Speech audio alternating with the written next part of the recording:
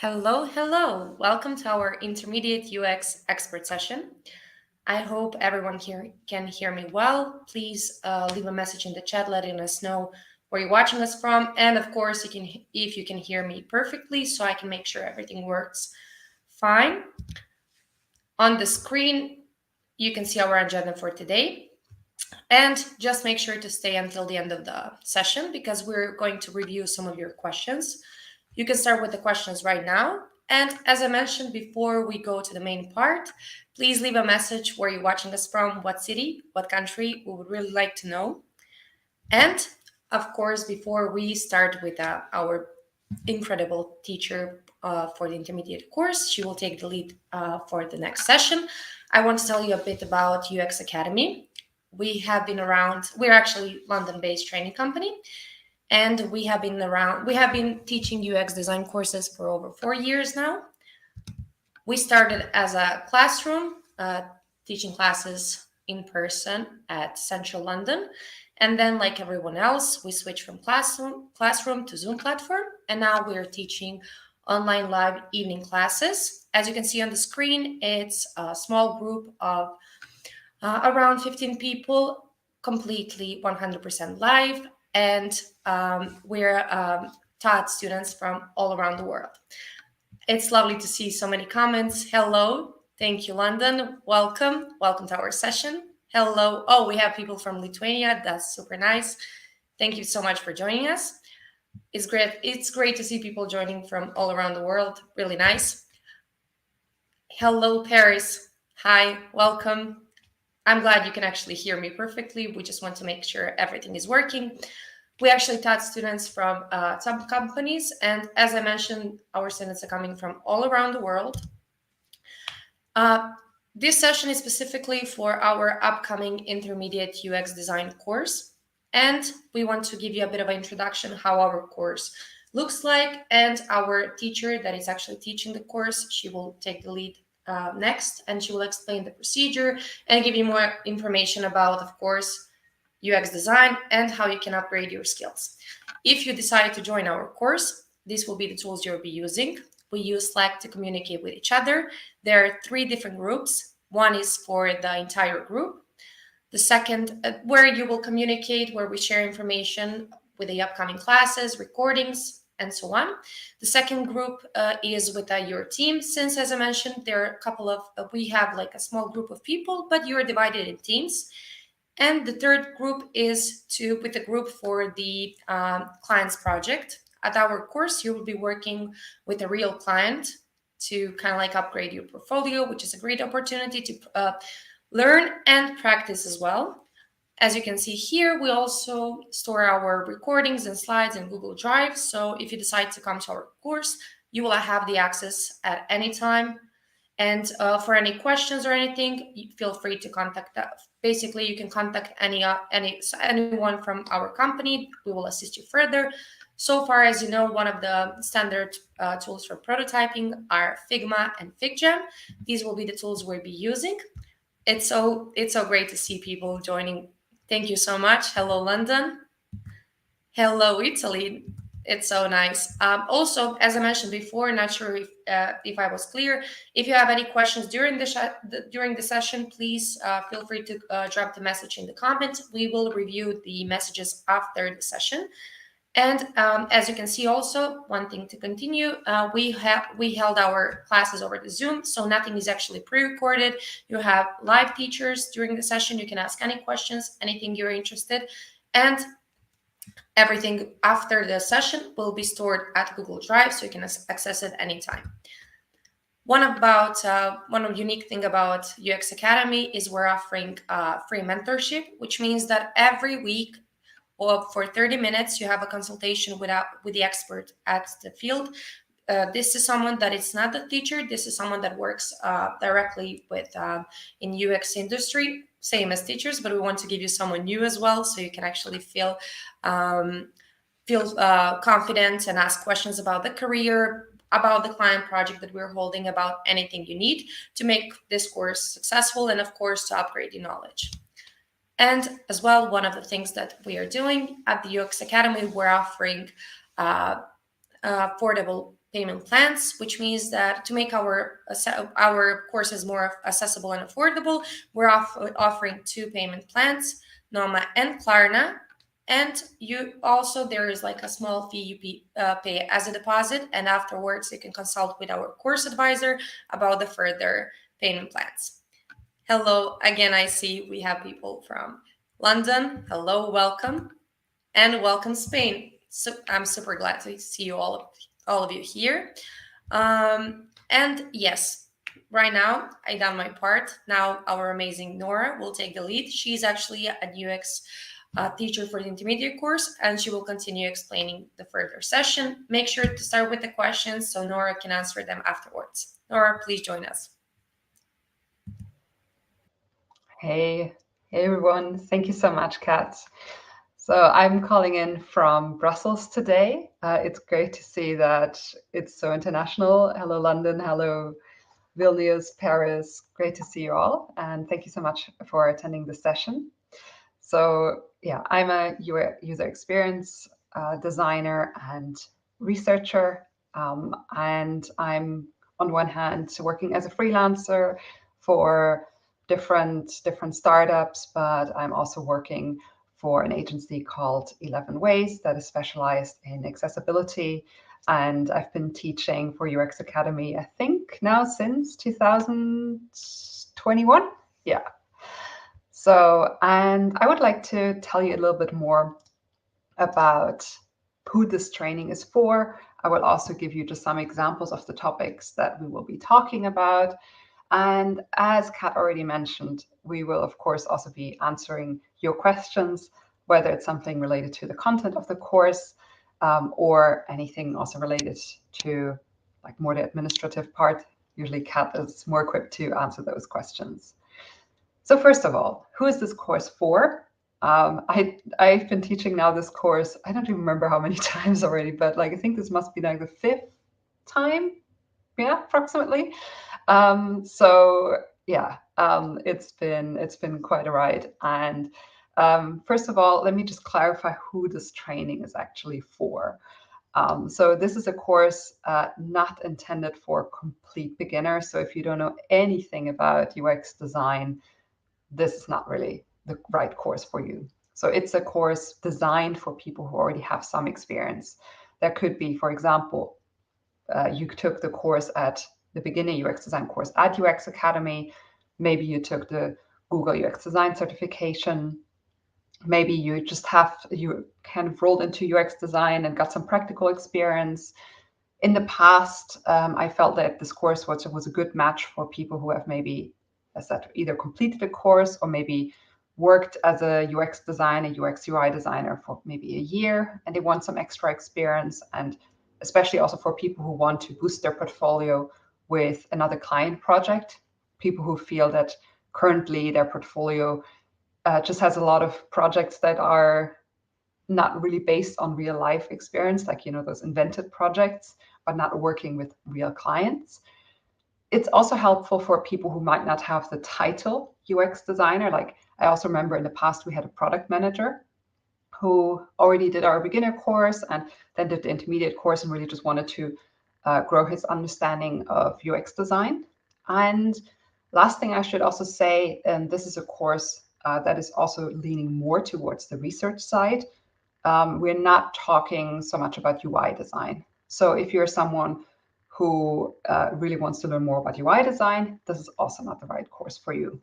But it's really perfect. I mean, I said, like, especially in the last course, I had a lot of people in there who had the title of UX UI designer, and like they felt especially they wanted to learn more about strategy, research. They also wanted to make sure that they really have a good understanding of the whole UX design process. This course was a really good match for them. If you have questions, as I said, I can also explain this a bit further, but just as a starter. By the end of the course, I mean, what are some of the skills that you will have developed? So first of all, I mean, you will be able to create user journey maps and identify key pain points and opportunities. Like this is something, maybe if you're already familiar with it, we will discuss a bit more best practices, what you should be aware of. You will also develop fast prototyping skills. We will talk about creating a research plan, implementing advanced research techniques, analyzing your research findings. We will also talk about design thinking. So if you're not familiar with design thinking, this is something that we will also be talking about in the course. We will talk about conducting research and testing within an agile environment. You will also learn more about Figma and FigJam. Maybe here I should just point out it's not a course on Figma. There are lots of courses on Figma out there. And plus, like even just the documentation on Figma is fantastic. But of course, we will be using Figma and FigJam, like also Kat mentioned. So that means you will, of course, also just improve your skills with these softwares. And also something, you will present your work to a real client in the end, because we have a case that we have one client project that you will be working with, and you have to present your project in the end. And we will also talk about how to present something in a good way, different presentation techniques. And that in the end will also help you to improve your communication skills, which is often a very overlooked skill for designers. And by the way, hello also for people from, I just saw some people from India joined, from Lagos, Nigeria, Pakistan. Hey, everyone. So let's continue. Now we just would like to talk about some of the topics that we're covering in the course. Of course, I will not go super in depth. We don't have the time for that. But just to give you a little bit of a taster of what we'll be talking about. First of all, something I would like to talk about is thinking like a UX designer. What does that actually mean? So I said this is something we are also addressing in the course. But just to give you a little bit of an idea, and so that you can also take something away from this webinar, maybe you can already learn something from this webinar. So first of all, when we talk about thinking like a designer or thinking like a UX designer, what does that actually mean? I think when I was a child, I thought that design equaled art. Or that design is just about designing expensive furniture, something like that. But when we're talking about thinking what it means to think like a designer, it's something very different from that. As a designer, it's very different from art, as you probably know. Like as a designer, you need to consider 3 different spheres. You need to think about the desirability, the viability, and the feasibility of something. So by that, I mean, you need to think about what is actually desirable for the user, what is technically feasible, and what is also viable for the business. So you're moving between these spheres that you have to consider. Or if I put it into words, this is a quote by Tim Brown, the executive chair of IDEO. Design thinking is a human-centered approach to innovation that draws from the designer's toolkit to integrate the needs of people, the possibilities of technology, and the requirements for business success. So this is something, these are all of the different things that you need to consider. And of course, that's also where you will have clashes. Like as a UX designer, of course, you're supposed to advocate for the needs of the user. But there are other things also that you need to take into account. And that's also what can make the role of the UX designer quite challenging, and why you also require, for example, communication skills. Stakeholder management is something that beginners usually don't think about at all, or that is also not taught in beginner courses, because first we learn the tools of the trade, what is actually UX design. But the more you move up the ladder, these skills just become also more important. So this quote that I also showed you here from Tim Brown, design thinking. So design thinking, first I just presented that to you as an idea of like, these are the different things you need to think about as UX designer. But when we talk about design thinking, we also talk about a specific methodology and also different mindsets. So first, let's talk about different mindsets that you should have in mind for human-centered design.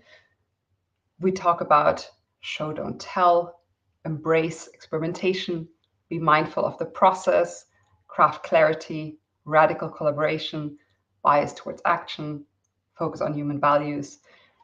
These are the design thinking mindsets as they have been defined by the Institute of Design at Stanford. We don't have the time to go into depth of all of these different mindsets, but I think they're also pretty self-explanatory. What do we mean by embrace experimentation, for example? Embrace experimentation means that we are not going to make a design and have months to develop it, but we should actually do a test. We should embrace experimentation. Like that's the way that how it applies to us as UX designers.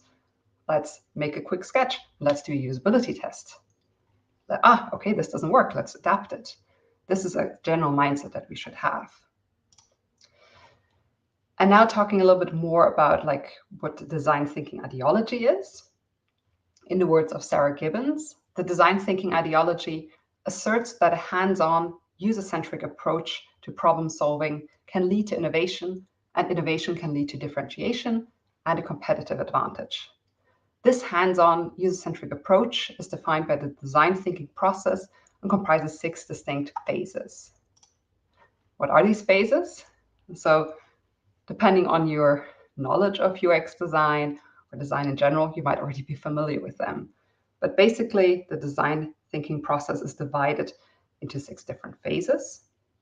First, we have understand. So we try to empathize with the user, and we try to define what is actually the problem. Then we try to ideate, and we make a prototype. This is the explore phase. We have our prototype. Okay, then we're going to test. Think back of the mindsets that we talked about. We're going to test the prototype and implement it. As you see, it's of course not a linear process. So, for example, we prototype something, we test it. This didn't work. Let's go back to prototype. Or maybe we even need to go back to ideate. Maybe we have our prototype and we actually need to do some more user research. We don't have a good understanding of our users yet. So it's not a linear process, of course. But so this is something that we need to keep in mind. That's a process, by the way, that's not just used, that you need to keep in mind as a UX designer, but design thinking is also a process that is used in general in big companies when it comes to innovation and not just used by designers. And this is also what our course is structured around. I will show you our course structure a little bit later, but in general, this is just as a general structure how we also approach our course. So week 1, we are trying to empathize with our user and so on. So if you have any questions about this section, by the way, feel free to already put them in the chat, and we will come back to them later.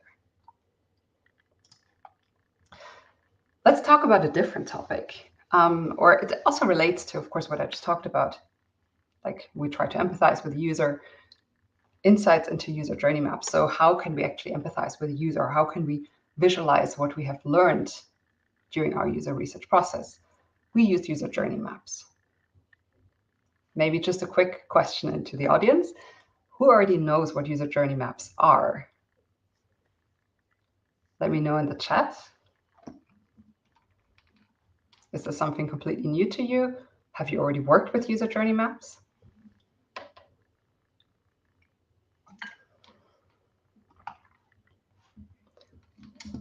Feel free to just comment your experience. And for everyone who is not familiar with them yet, so this is just a very general overview of like how a user journey map would look like, what the different elements are. Visually speaking, you will find it layouted in very different ways, of course. But yeah, this is in general what we want to have as part of the user journey map. I just saw that Hannah commented, I have worked on them, but not a lot of experience. This is also in general, like a lot of the students that we've had in the past, they might have come across user journey maps. So it's not something completely new, but they maybe have not used them a lot. They're maybe not aware of the best practices. They just want to use them a bit more. And that's also what we try to incorporate in the course. So user journey maps, by the way, you can also call them a customer journey map. It's the same thing. It's just in the UX industry, we just have a thing for using lots of different names for the same thing. I feel that's that's something that you will come across quite a lot. So call it a user journey map, customer journey map, whatever you want. But what we are talking about here is, on the one hand, we have our specific user, so persona normally, scenario, and then we have different goals. So for example, I want to switch my mobile data plan. This is the scenario. And then we have different phases that I will go through. Phase one, maybe I'll first look into different mobile data plans. I'll go on the internet, I'll compare the different phases. Then maybe I will sign up on the website. Again, this is not really defined. It will, what type of phases you have will very much depend on the scenario, but this is what you define here. Then you will also have within those phases the activities. So what is the specific user doing? And then we will have the emotions. So the line that you see here should represent a bit what is the emotion, is the emotional journey that the person is going through. Often that you will also see it when you Google examples. You will find, for example, emojis. So maybe like at the beginning, okay, we're very hopeful. Then there's some frustration. Again, the way you want to visually present this can differ. This is just a very general idea of it.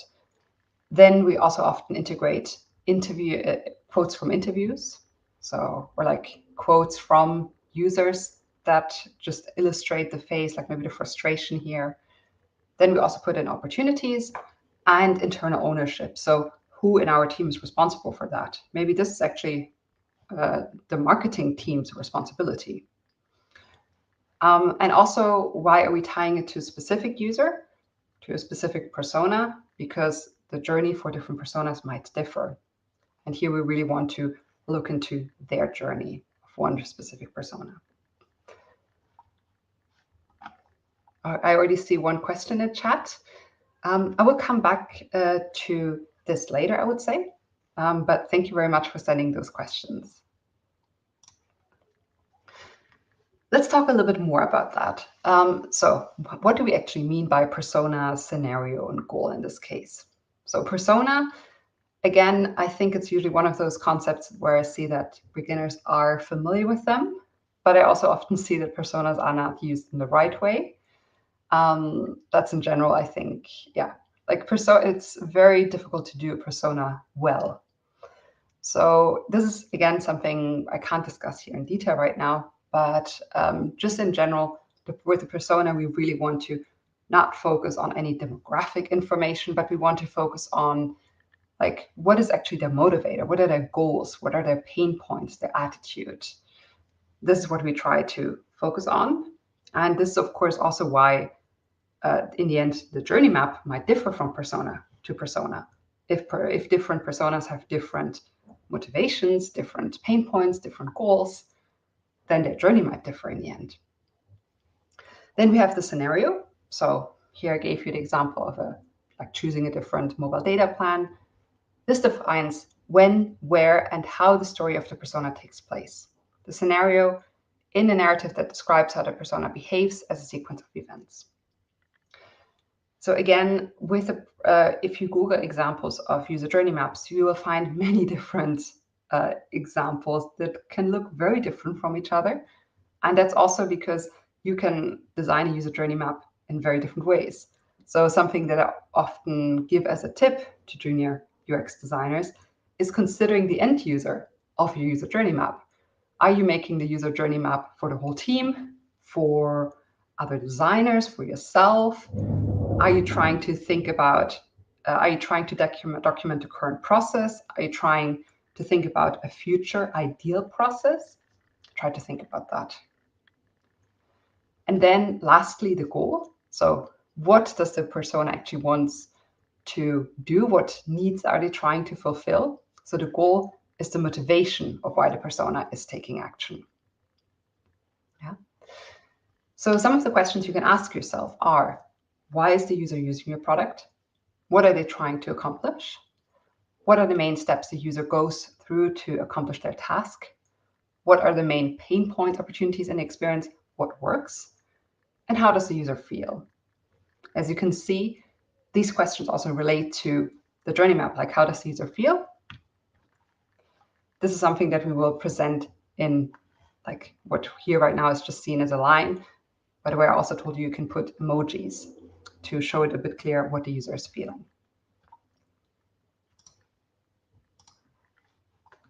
And in general, like, why are we actually making user journey maps?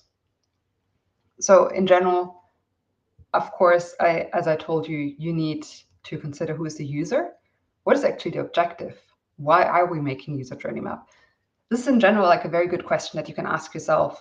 Also, for example, when it comes to making a persona, like often what I see junior UX designers do is just, okay, I was told I need to do a persona.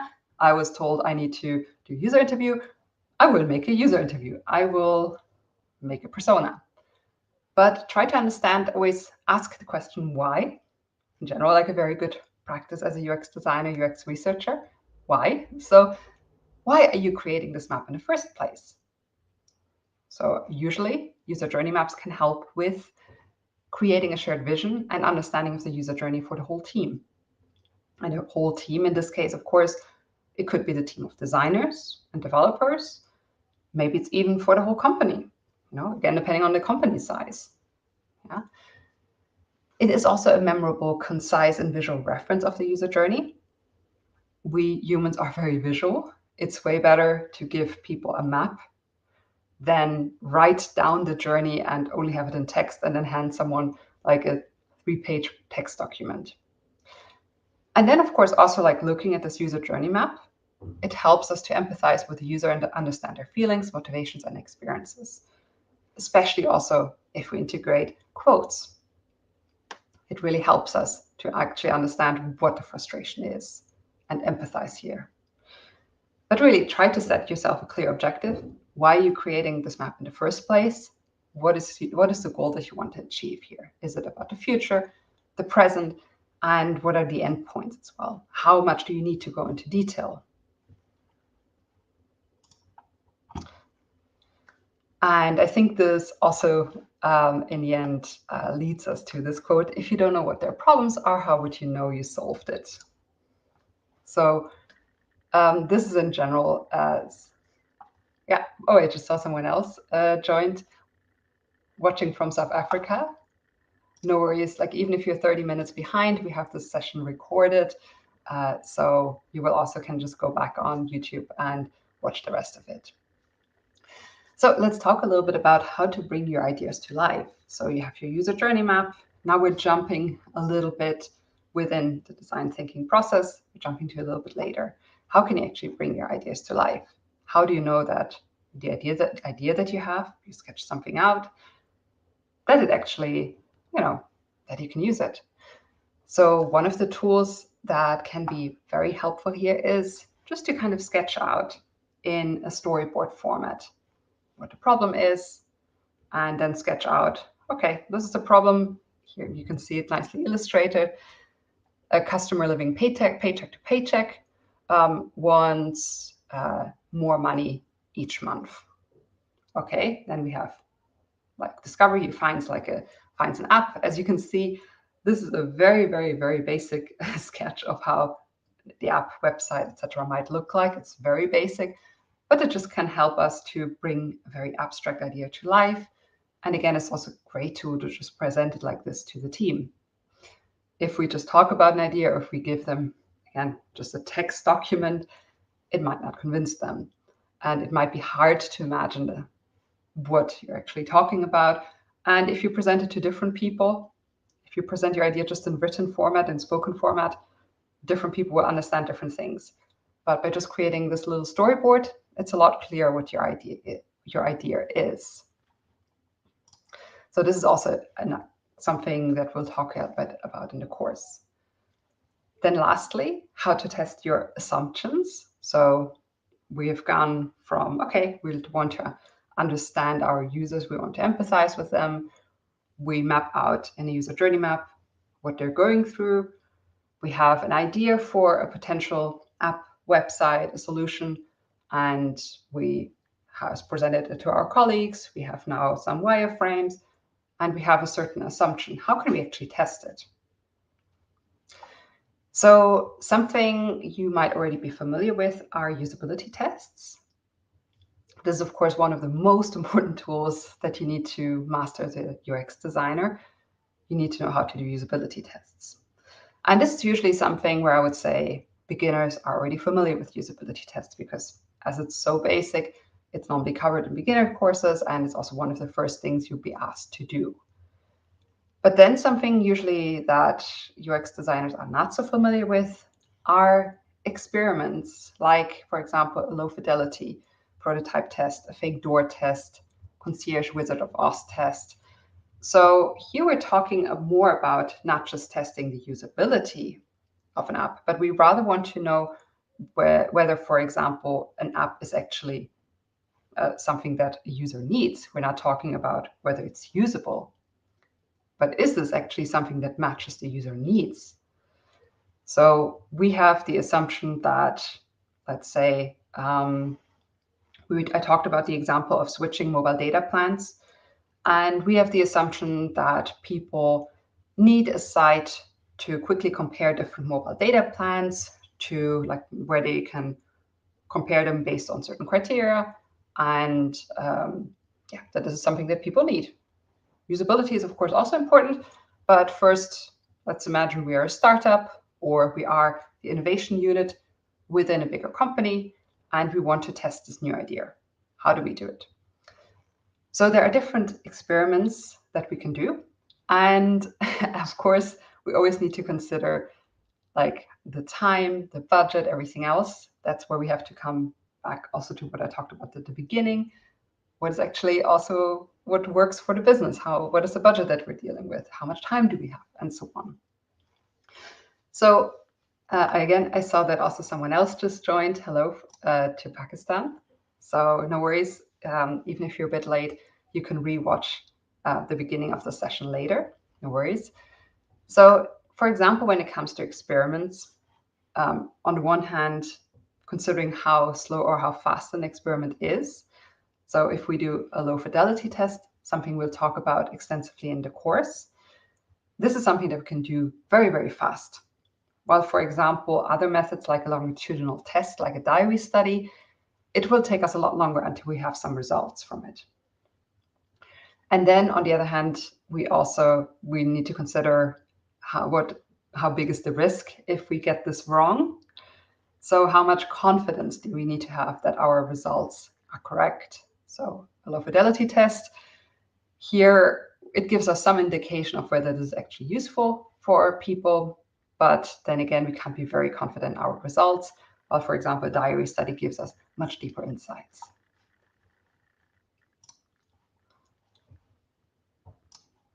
So let's talk about how we can test assumptions in user research. First of all, what I just mentioned is like how risky is actually an assumption, like how much, what is the budget and so on. I usually like to think about user research very much, or I like to explain it as it's something very different from academic research. Usually when people hear user research or we want to do some research, they think about maybe the type of research that people are familiar with, academic research. We are not doing research for research's sake. That's what you do at university. You want to advance knowledge. As a user researcher, I want to reduce risk. I want to also reduce the risk for the business. So if, for example, we implement a button, a new button, and that button it's not clear what that button does, how big is the risk for the business? Or let's take a bit more of a concrete example.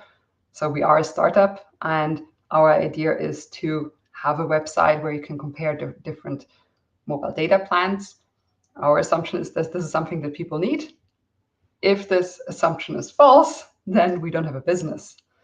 This is, of course, like now it's an extreme example, but I think it's maybe a little bit easier to relate to it and to understand it.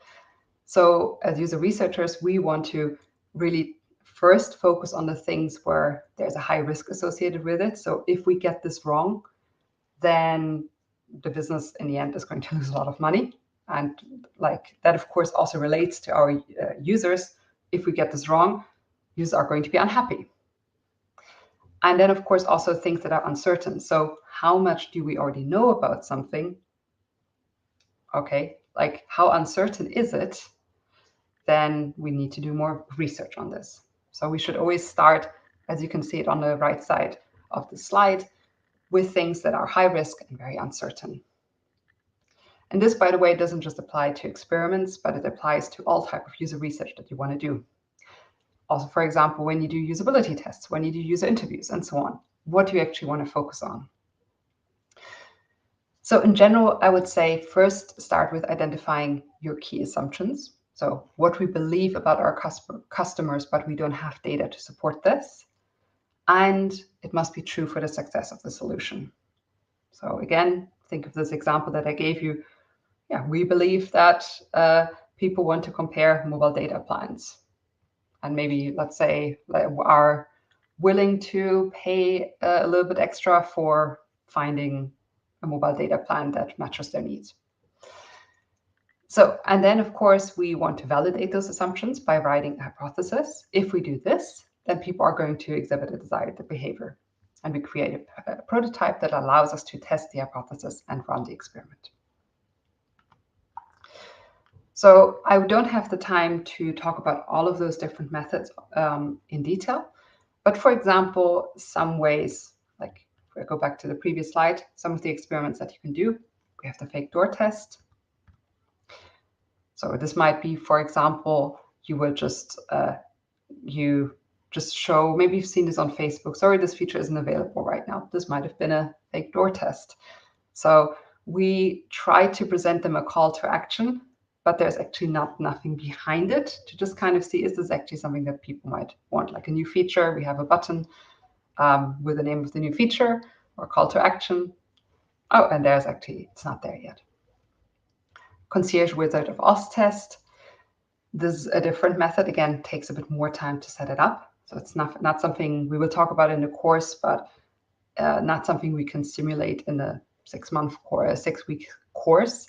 But you can see it pretty well illustrated in this graphic what it's actually about. So imagine you wanted to test whether people want a listening typewriter, like speech recognition dictation. So actually developing this is going to take a long time, but just to test whether people actually want this, does this match user needs? We can just have a person type something and we can hide that person behind a wall and make it seem like as if I'm dictating something, I have a microphone, and it looks like, oh, the text just appears. And it looks like this is just automatic, but in fact, we just have a person typing behind the wall. And we will get the user's reactions to that. So just to come back a little bit to the structure of the course that we have. So I told you it very much relates also to the design thinking process. So we have empathize. In week 1, we'll talk about user research. We will start with our client project, and we really try to understand on one hand what the client's needs are. So we try to understand the client brief. We will help you to do the stakeholder management of setting up a meeting with the client and doing a stakeholder interview, but also interviews with users. In week 2, we focus on define. Week 3, ideate. Week 4, prototype. Week 5, test. Week 6, you're not going to implement it immediately, but you're going to present it to the client. That will actually happen after week 6, but in week 6, we'll talk about best practices of how to present something to a client or how to present something to a team, things you need to take into account. Also, how to critique someone else's work, like doing a design crit. And then, of course, I already mentioned it several times that you will be doing a client project. Just to give you a little bit more information on this. So the client project, we will basically just match you with a startup, with an external client, and they will give you a brief, like something that they need help with, and you will meet with a client at the beginning. We will provide you with a brief, and you will work on this client project throughout the course. And basically, the way we structure it is we have a presentation, we have our class, so kind of a mix between a bit me presenting, a bit of interactive work, class discussion, and so on. Then you will work on your client project on the one hand, sometimes a bit during class, and sometimes, and of course, also afterwards in your homework, and you will be able to immediately implement what you learned in class. And then if you have questions about it, you have a mentoring session. So you can ask about, okay, this year we're struggling with this client project right now. We need to do user interviews, but we're not 100% sure. Can we ask this question? This was something that was unclear, and so on. And then, as said, at the end of the course, you will present it to the client. Why choose UX Academy? Just to summarize it a little bit. So we, as already said, we offer a real company project, a client project. Hey, Hey Nora.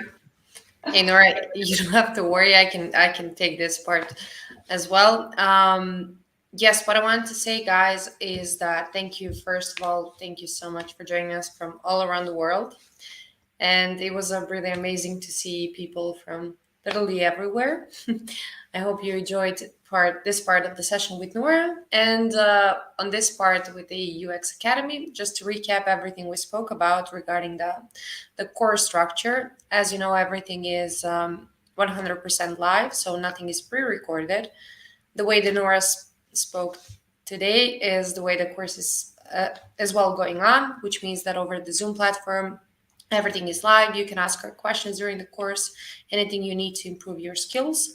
And of course, at the end, you get a certificate. She already mentioned mentorship program, which is a great opportunity for you to kind of like be comfortable with working on the project and actually ask questions. And as well, we offer 2 flexible payment plans to make our courses even more accessible and affordable. If you would like to know more about that, you can always go to our website, myuxacademy.com, and go to resources, and then find about students, and then find payment plans. Of course, as we mentioned before, it's Q&A time, so we can start with the first question that we have here, but feel free to ask us anything. Nora, you can answer the first question, of course, and if anyone has anything else, please feel free to drop a message below. Yeah. How do you use this sort of phase for features within a product? So if I remember correctly, this was, you were referring to the user journey map. Companies I work with always care about this, but don't have the time. How to suggest they make time for it without sounding pushy? That's a very good question. So, I mean, how do you suggest that they should make time for it? I would say the answer to this question, of course, also differs on the company, on your role, on your team members, on the maturity of the company. So, this seems to me that you're working with companies that have a pretty low maturity. So they are not really aware of the importance of UX. Correct me if I'm wrong, but this is a bit what it sounds like if they think that user journey maps are not valuable. There are different ways to approach it. Again, also a bit depending on, are we talking about a startup here, or like with maybe, like, so let's say 40 employees, or are we talking about a big company? So on the one hand, sometimes it can just help to do a little bit of extra work. Just give it as an example. Maybe just make a user journey map a bit for yourself, and without necessarily being asked for it. And just bring that into a meeting and just illustrate how that can actually be helpful. Then, of course, also just, again, really like not just thinking about, I should make a user journey map. This might be nice. This is good practice. But thinking about a specific goal. So if, for example, you feel that people in your team are not really empathizing with the users, user journey map could be really specific for this goal, might be helpful. And then you can also advocate for it in a better way if you really know what the goal is, like why do you want to make a user journey map?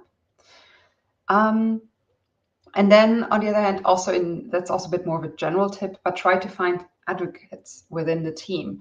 Like maybe like who is it who doesn't care about it, like, or who doesn't have the time for it? So is it like also like you here would be helpful to maybe know your perspective, like are you working for these companies as a freelancer?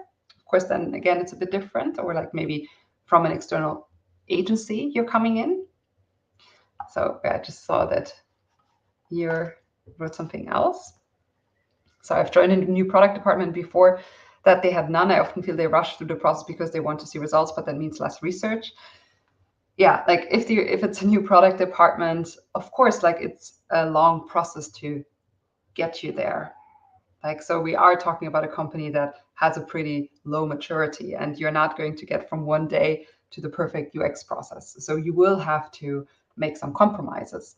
So the goal is like, okay, what are the things that we can maybe implement that don't take so much time, where we can already maybe show a little bit more that it's useful. I think here it's also helpful to connect it as much as possible to the language of managers. So not talk maybe so much about the user needs, but maybe also talk more about numbers. So how is, like, if we make more users happy, how is this going to result in more sales, right? Of course, again, here the question is again, like, who do you need to convince in order to get more time to do that stuff? Are we talking about just like, what is the background of that manager that you need to convince? Maybe you can find someone else in the team, maybe a developer who is passionate about user experience, and have like try to find some other people in the team that you can join forces together and convince someone. But often it also comes down to finding a different language to talk to people. So again, seeing them, people in your team, as users of your work, of your user journey map, or whatever it is, can also help you to find a better language to communicate with them.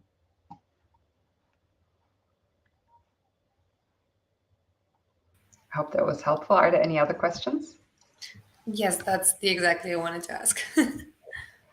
So feel free to ask anything you need. Also, what I wanted to mention is that the new course. Okay, perfect. We have one more question. Sorry, Nora, please take the lead. That's also a very good question. So how do you map a user journey map and know how they feel, especially if you're not the user? Is it all general assumptions? You base it on user research. So that's a really important one. Normally, we don't make a user journey map based on assumptions, but we do user interviews or like ethnographic research, whatever it is. But we base it on all of the research that we have already. And again, there are different ways, like might have different goals for a user journey map. So you could have a user journey map also as a way to find out, like, where do we have gaps in our knowledge currently? So maybe we already know we have quite a lot of research on like how people feel about the beginning of the process, but we don't really know how they feel about, let's say, the checkout process. So here we actually need to have some more research. Let's do some interviews, and then let's fill in the gaps that we have here in our user journey map. The only exception to this would be like a few times in the past, I made a user journey map just based on our assumptions as kind of a kickoff with, for example, a new client, to just kind of understand what are their assumptions right now, and then to conduct more research on it. Like, if you're familiar with personas, you can also make a proto persona. So not a real persona based on research, but just something, a very quick sketch. Like, these are the assumptions that people have about their users. But this is very important. Normally, a user journey map needs to be based on research or not on assumptions. So always do your research and then put together a user journey map, except if you use it specifically as a tool. Like, let's map out those assumptions and then try to fill in the gaps. Any other questions? Feel free to ask. We're here for a couple more minutes. So, any questions?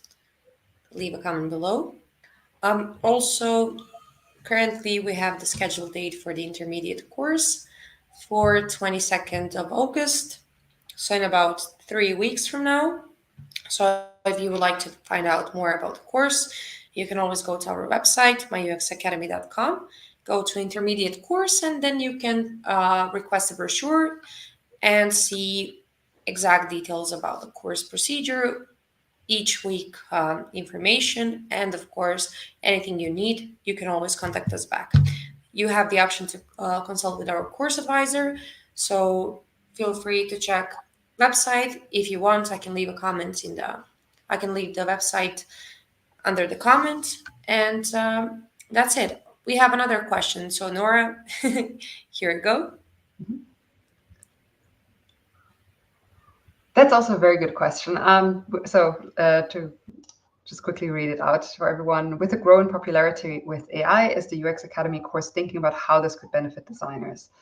So it's in terms of like the length of the course, we can't go in detail, like how, like we're not going to talk specifically about AI. We can't spend an hour of the course just talking about AI, but it's definitely something we're like addressing here and there. And of course, also if there are questions about it, we will talk about it. I think like it comes down more to, for example, like specific tools that can help you, whether it's just using ChatGPT to help you write a report a bit faster, or like there are a lot of fantastic plugins for Figma. That's something we talk about it. And of course, also our course is really, it really depends. Like on the one hand, we of course have a specific course structure and we need to do the client project. But on the other hand, we are always less than 15 students. So it's very, very easy if you have a specific interest to at least adapt the course a tiny little bit and give you specific resources. That's also something that for me as an instructor is just very interesting. I don't necessarily love teaching 500 students at the same time, because I can't actually zoom in on their individual needs. Like I told you, I had a product manager in my course in the past. I gave him some specific resources that might have not been interesting for the UI designer or for the UI designer who just started their first role, and or for example for someone who has more interest in AI and wants to have some specific tips on it. And that's also something we can talk about in the course. I hope that answered your question.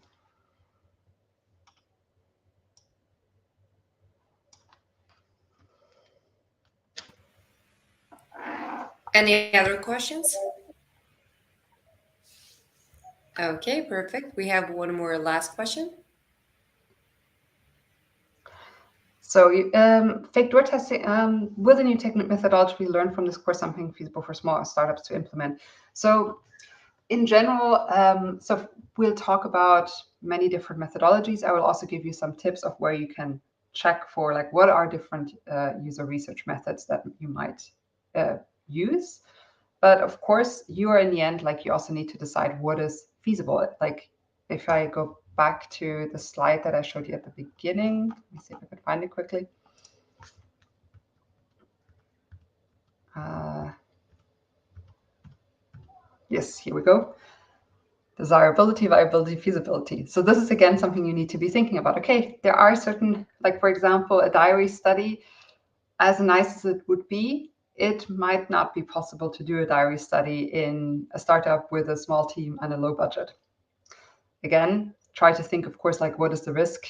Like what do you want to investigate? What is the risk that if we get this wrong? That can also give you the leverage to convince a manager to do a certain user research study.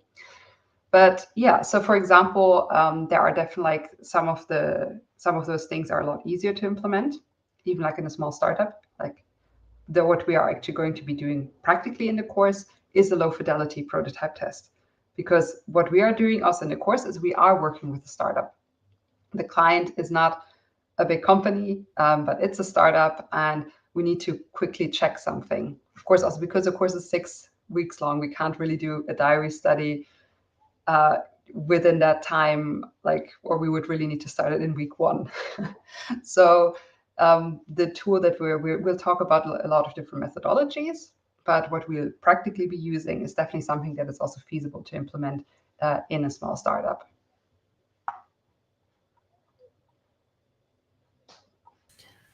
Okay, perfect. I hope everyone enjoyed this session. If you have any other questions, you can always contact us back. Um, just make sure to check our website regarding the UX Academy and, of course, the upcoming intermediate course.